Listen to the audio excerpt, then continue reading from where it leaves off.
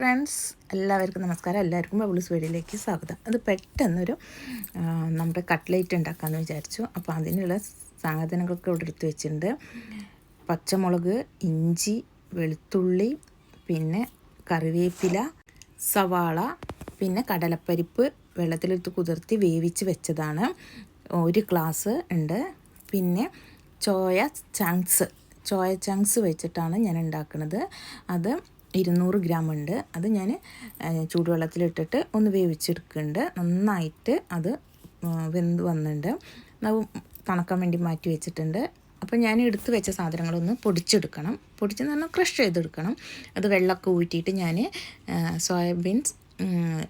നമ്മുടെ സോയാബീനല്ല ചോയ ചങ്ക്സ് ഇവിടെ റെഡിയാക്കി എടുത്ത് വെച്ചിട്ടുണ്ട്. പിന്നെ ഇതൊന്ന് നമുക്ക് ക്രഷ് ചെയ്തിട്ട് എന്നാൽ നന്നായിട്ട് അരഞ്ഞിട്ടും വേണം, എന്നാൽ കുറച്ച് അരയാത്ത വിധത്തിലുള്ള പോലെയായിട്ട് നമ്മൾ അരച്ചെടുത്തിട്ടുണ്ട്. അപ്പോൾ രണ്ടും നന്നായിട്ട് ഇങ്ങനെ ക്രഷ് ചെയ്തിട്ട് ചോയ ചങ്ക്സും ക്രഷ് ചെയ്തിട്ട് എടുത്തിട്ടുണ്ട്. അതുപോലെ തന്നെ നമ്മുടെ കടലപ്പരിപ്പും നന്നായിട്ട് അരച്ചെടുത്തിട്ടുണ്ട്. ചിലതൊക്കെ ഒന്ന് ചതഞ്ഞ രൂപത്തിലാക്കിയിട്ട് എടുത്തിട്ടുണ്ട് കേട്ടോ. പിന്നെ കുറച്ച് മഞ്ഞൾപ്പൊടി ഇട്ട് കൊടുത്തിട്ടുണ്ട് ഇതിലേക്ക്. മഞ്ഞൾപ്പൊടിയും ഇതിൽ പിന്നെ നമ്മൾ നുറുക്കി വെച്ചിട്ടുള്ള ഇഞ്ചി, പച്ചമുളക്, അങ്ങനത്തെ സാധനങ്ങൾ, കറിവേപ്പില, സവാള, വെളുത്തുള്ളി അങ്ങനത്തെയൊക്കെ ഉള്ളത് ഇതിലേക്ക് ഇട്ട് കൊടുക്കാൻ വേണ്ടി പോവുകയാണ്. പിന്നെ ആവശ്യത്തിന് ഉപ്പും ചേർത്ത് കുഴച്ചെടുക്കണം. ഇതിൽ കൂടുതൽ ഒരു ഇൻഗ്രീഡിയൻസ് കൂടുണ്ട്, നമ്മുടെ മീറ്റ് മസാല. നിങ്ങൾക്ക് മീറ്റ് മസാല വേണമെങ്കിൽ ചേർക്കാം, അല്ലെങ്കിൽ ചിക്കൻ മസാല ചേർക്കാം. ഇതിൽ ഏത് മസാല വേണമെങ്കിലും ചേർക്കാം കേട്ടോ. അത് നിങ്ങളുടെ ഇഷ്ടം. ഒരു 1.5 സ്പൂണ് മസാല വേണം ഇതിലേക്ക് ചേർക്കാൻ വേണ്ടിയിട്ട്. എന്നിട്ട് കൈ വെച്ചിട്ട് നന്നായി ഇളക്കി കുഴച്ചിട്ട് എടുക്കണം. അത് വേണമെങ്കിൽ നിങ്ങൾക്ക് കുറച്ച് എരിവ് കുറവാണെന്നുണ്ടെങ്കിൽ, നിങ്ങളുടെ എരിവ് കുറവാണെങ്കിൽ കുറച്ച് കുരുമുളക് ചേർക്കാം, അല്ലെങ്കിൽ പച്ചമുളകിൻ്റെ അളവ് കൂട്ടിയെടുത്താൽ മതി കേട്ടോ.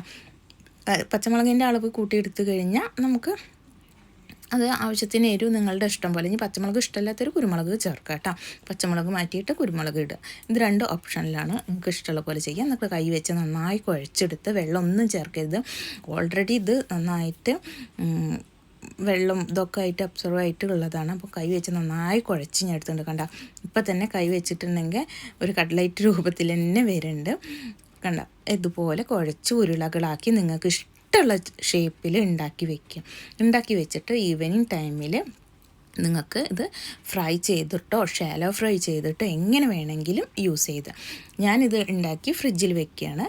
നമുക്ക് ആവശ്യാനുസരണം ഇത് എടുത്തിട്ട് ഈ 2 എണ്ണം എടുത്തിട്ട് ഗ്രീൻ ടീയുടെ ഒപ്പം സ്നാക്കായിട്ട്, ഈവനിങ് സ്നാക്കായിട്ട് ഷാലോ ഫ്രൈ ചെയ്തിട്ടാണ് കഴിക്കാറ്. കാരണം ഡയറ്റ് ചെയ്യുന്നവർ അങ്ങനെ ചെയ്യാം.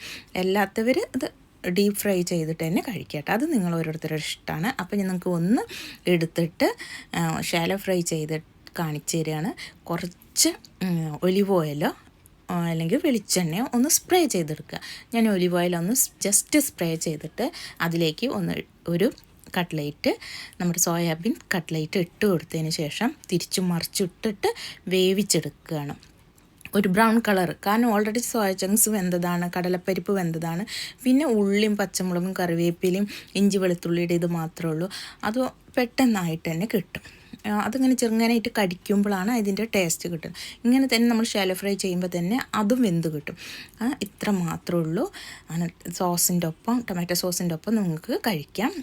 ഡയറ്റ് എടുക്കുന്നവരാണെങ്കിൽ ടൊമാറ്റോ സോസ് ഒഴിവാക്കുക, ഒരു ഗ്രീൻ ടീയുടെ ഒപ്പം കഴിക്കുക. അപ്പോൾ ഹെൽത്തി ആയിട്ടുള്ള ഇവിടെ റെഡി ആയിട്ടുണ്ട്. അപ്പോൾ എല്ലാവരും ട്രൈ ചെയ്ത് നോക്കുക.